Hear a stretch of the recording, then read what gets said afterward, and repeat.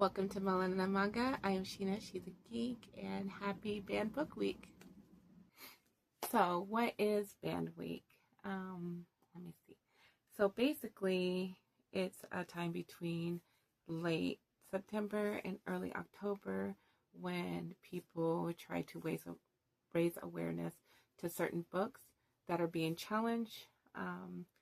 And usually it's challenged by either one individual or a group of people that feel strongly about whatever reason about the material, and they try to get it to where it's not available in public libraries, on certain platforms, and schools, and everything like that, and even to the point where, like, local bookstores and stuff like that. So, and the people that really hurt from this are people of color, queer people, people that don't basically, like, their vanilla fucking missionary fucking way of thinking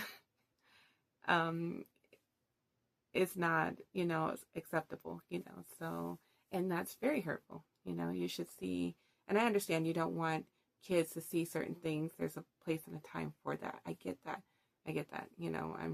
But we've all been younger and seen things, and we're okay, but you would be amazed if you go and look at the ban list of, like, what books they're really trying to keep out of people's head, and people's hands and people's eyeballs and, your brain, you would just be blown the hell away by what they're trying to do. And they basically have another narrative to the story. You see what I'm saying? So, and why should you care?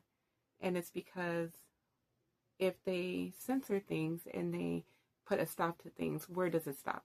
What's next?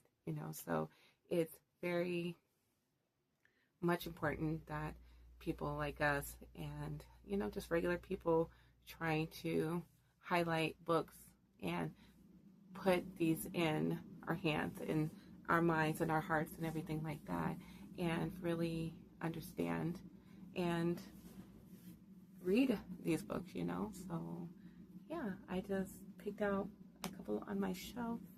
I know my whole room is probably an abomination to those types of people, and I'm very proud of that. So, but I did just pick like 6 or 7 of them to highlight. So, yeah, let's get into it. Start with some of my favorite, like, regular novels. Okay, so let's start with one that haunts me to this day. Okay, and everybody needs to read this book. I absolutely am in love with this book, and that is Monday's Not Coming. So, by Tiffany D. Jackson. Okay, broke me. I remember reading this through the pandemic. Man, I hate you, but I love you for writing this book. So, you meet this little girl, and her friend Monday goes missing, and she seems like she's the only one that gives a shit about her friend and is looking for her friend. And then as the story goes on, you realize what has happened to Monday, and it is gut-wrenching. It's hard to read at times. It's hard to, like, you just can't help but to put yourself into this child's shoes to know, and the heartbreak. And now that I'm really, like, looking back on it now of the events of my life, it's just like what she experienced can really happen, so you have to experience this book for yourself. It's about, grief. It's about mental health and how, it really does impact you, like moments that really do mess you up. And it's about just maybe even just everyday things that a little black girl can go through, and how you seem to not be seen at times, like, as a little black girl. So I absolutely love this book. Everybody, I got my friend Anika to read this, and she hates me for it. She hates me and loves me, but yes, Monday's Not Coming is very much worth having on your shelves and very much having in your life. Okay, so next one we have, I don't know anybody else that's ever read this book. I found this on the low.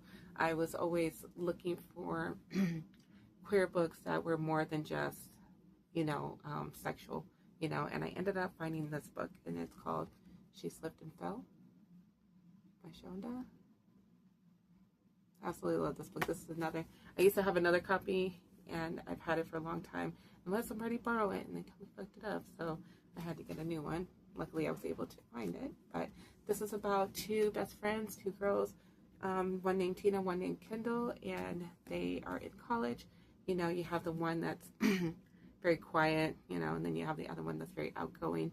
And one night, they end up like, they're best friends. They go to college, everything they do, everything together. And one night, they end up falling in the kitchen. They end up falling, and they end up actually kissing each other. And then it just takes on, you know, they discover feelings, you know, they discover who they are, you know, and what they've been running from and everything like that. Like, this book is very, very emotional.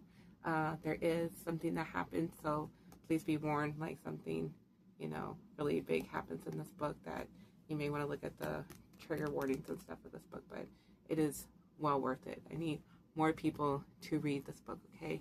Beautiful Black women falling in love. We need more books like this, okay? Beautiful. Look at that cover. Ugh, love it so much. All right, moving on. One of my very favorite MM books. This is what led me down the rabbit hole of MM romance, and that is this beautiful book right here, Him, by Serena Bowman and Elle Kennedy. They teamed up to make this beautiful story, okay? So you have Jamie and Ryan, and they've known each other since they were young, and they went to hockey camp together. That's where they developed. They went from rivals to friends to best friends. And the last night at camp, something goes down between the two of them, and Wes knows exactly how he feels about Jamie, but he's not sure if Jamie feels the same way. So instead of talking to him, he freaks the fuck out and goes as his best friend. And later on, they end up meeting each other down the line and having to work back together with each other. And, you know, miscommunication gets, you know, resolved. You know, feelings are still there. Like, it's just the cutest fucking romance ever. I just love them so fucking much. You need to read this and experience this. I actually have this on audio, and I was in the mindset that, like, lately I was like, you know, Sheena, we don't have a lot of room. If we have it on audio, we're good on not having the actual book. But now, the way things are going, where they're trying to not have certain books like this, you know, available in format form. And two, another thing is, like, when you have something digitally, you don't really own it. You know, they could take it away from you. So I've been slowly making my way into buying my favorite books of this such. So definitely, you can't, I'm telling you, they're so fucking stinking cute together, okay? Then, this is another book that has traveled with me, that I've had for a long time, that stays with me, haunts me to this day.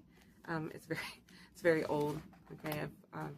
It's gone with me as however many times I've moved and everything, and that is Almost Perfect by Brian Catcher.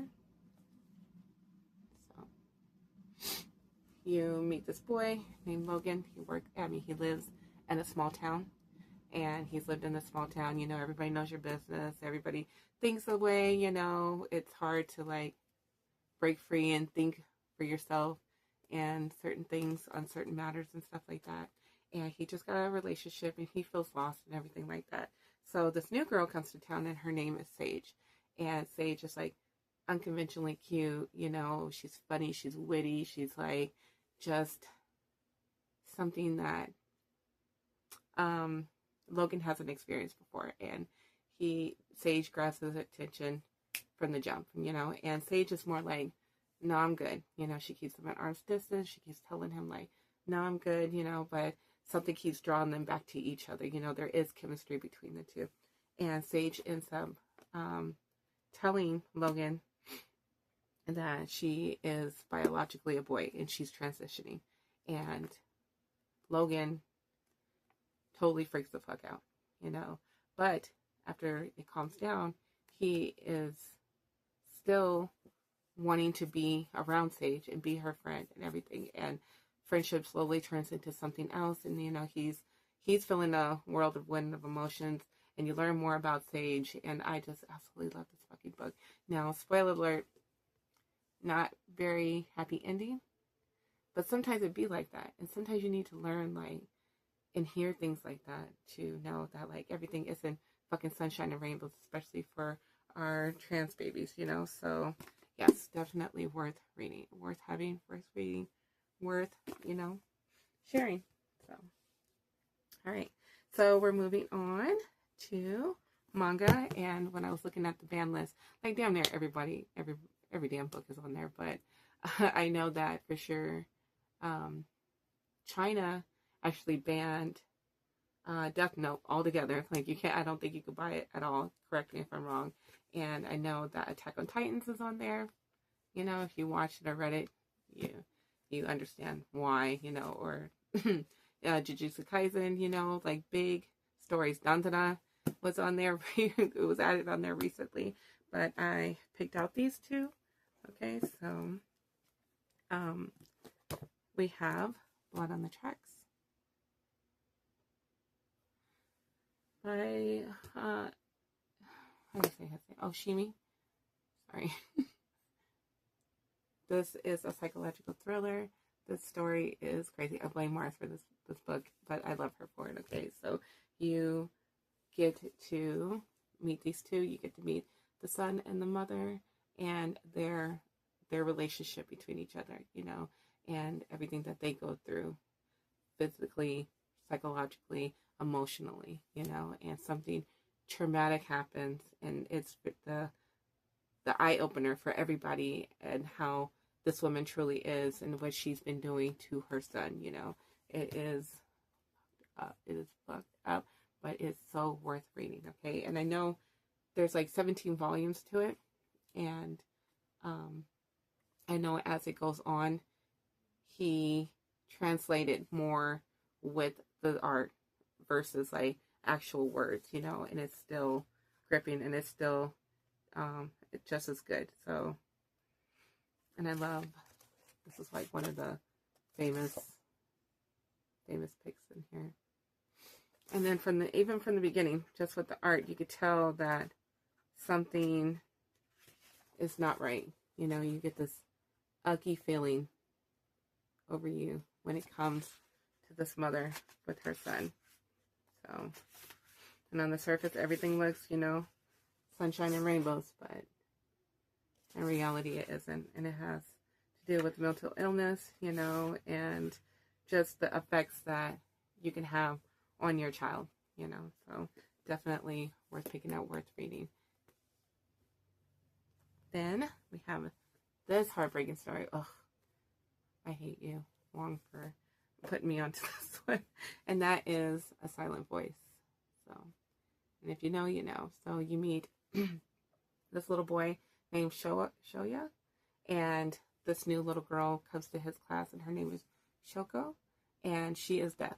And instead of, you know, kids making her feel good, this little boy ends up bullying the hell out of her, and so do the other classmates. He like eggs them on to really make a mess of this girl's life, and it's so hard to watch because the way that they just bully this child, and it gets so bad, it gets to the point where she gets transferred out of the class and he doesn't see her ever again. And then like he's blamed for it, and he's kind of bullied for it. And then years later, he ends up running into this girl, and how he tries to redeem himself in some ways, but how impactful things can be, like moments and like, you know, different pockets of your life can really affect you long term. So this story is fucking beautiful, but it's so hard to watch. But I think it's important, especially for like younger people, to experience this story, whether you watch the anime or whether you read the book. I feel like you kind of get two different stories when you, versus like when you read it versus when you watch it. You know, the book is more focused on all the kids as a whole that's around these two, versus like the anime is more focused on the relationship between these two. And either way you go, you're getting an impactful story, but I recommend that you read it so you can get the perspective of the other children that are in this. And this kid is, I hate this kid, but Love this story. Absolutely love this story. All right. Well, next up, I only have 2 graphic novels that I picked out and 2 of my favorites. So this one being on the list makes me want to crash the fuck out, okay? I absolutely love the story. I think it's perfection. I think everybody should experience it. And that is Heartstoppers. Are you serious? If you know anything about this story, this is like one of the most beautiful love stories ever. Like, oh, it's so simple, so sweet. It's just about 2 boys that fall in love with each other. Are you serious? Boy meets boy. Boys become friends. Boys fall in love. That's all they do. It's so cute. I can't. So you get to meet Nick and Charlie, baby, and they're in high school, and they end up meeting each other. And oh my God, they're just so fucking cute, and they just learn things about themselves and each other, and it's so simple. Like, if you're trying to get into like BL, this is a great stop. This is a great entryway. So it's so simple. The art is so simple, but it's so cute, and I absolutely love that. You know how like sometimes art, I mean, people will just throw certain random characters in to their books just for the sake of like throwing a person out there, you know. But in this book, in this story, you have all walks of life in this book, and the whole umbrella, damn near, of, you know, queer children, and not just one perspective. And you wouldn't think that it would work out, but it's just so beautifully written, so simple, and that's how it can be. And I feel like my son has read this book. He's only 12, and he understood, and he loves it, you know. And it just made him more aware and more like more empathy for things like this, you know. And then we watched the show together. He hates watching the show with me because I cry every episode, because I just think it's just beautifully written, beautifully done. But I absolutely love the story. I wish I had this stories like this when I was little, because this is what I was really yearning for. Like, it's beautiful. Are you fucking serious? Look at these babies. I love them. My babies. All right, and last but definitely not least, the story that brought me into comics, into the community, helped me find some of my, you know, long-term friends, forever friends, basically just turned my life into good. And that is Saga by Brian K. Vaughan and Fiona Staples. Everybody describes the story as Romeo and Juliet in space. You know, you have these 2 that fall in love. They're on the different sides of wars from each other. You know, both people, the winged people and the horned people, they fucking hate each other, you know. And they end up falling in love and having a baby. It's basically against the law, and they're being hunted. And the story is in the perspective of their daughter. And the story is amazing. And you do have crazy ass art, like, let me make sure there's nothing too bad. I mean, you have crazy ass art, beautiful art, but you know, some crazy characters, but at the same time, you have such a relatable story.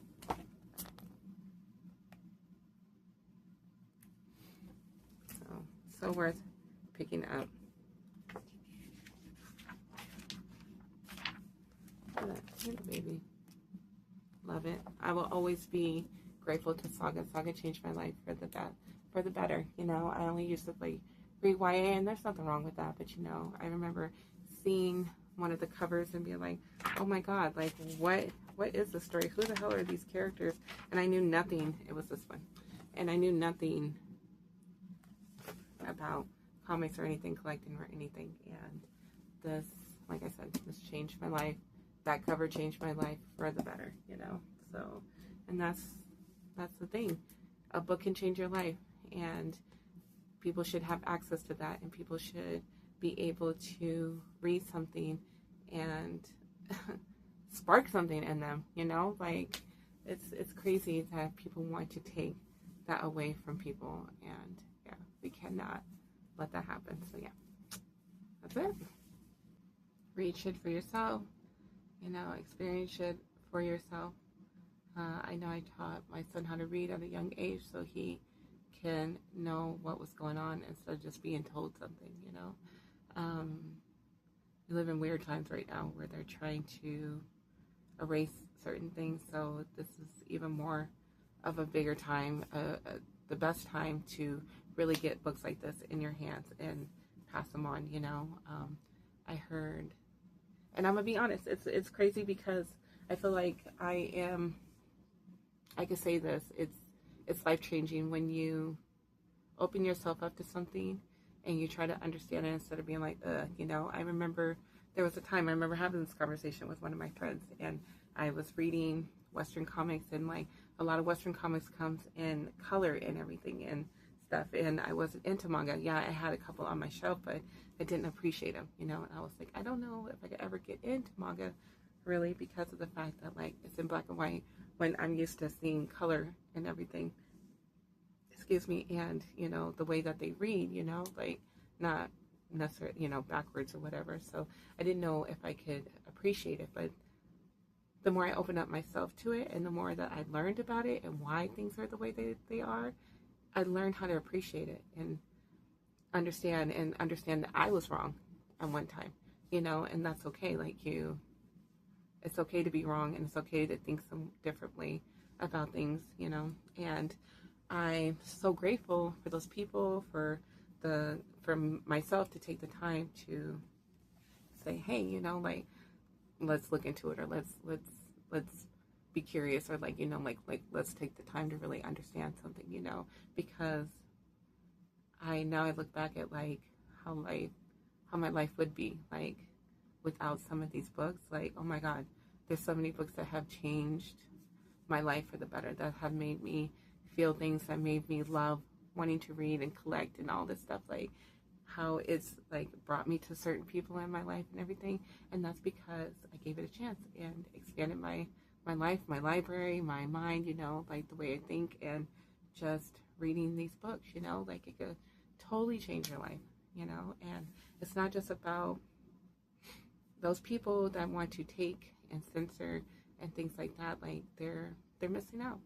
They're missing out on stories, and yeah, you may not be able to see yourself in those stories, but there's plenty of other people that see themselves in those stories, and that matters. Representation matters, dude. Like it does. And then I feel like too, like when you open yourself up to people that don't look like you or don't think the same way as you, and that are not harmful, like it makes you have empathy for others, and not look at people ugly or icky or something like that, So yeah, just be open. And if you can, I know I heard somebody say, if you can, buy a book, put it in one of those little free libraries, or donate it to the library. I know that Hoopla right now is having like all banned books for free. You don't have to use your credit to read them, and that's awesome, and have a book club where your book club is reading stories like this.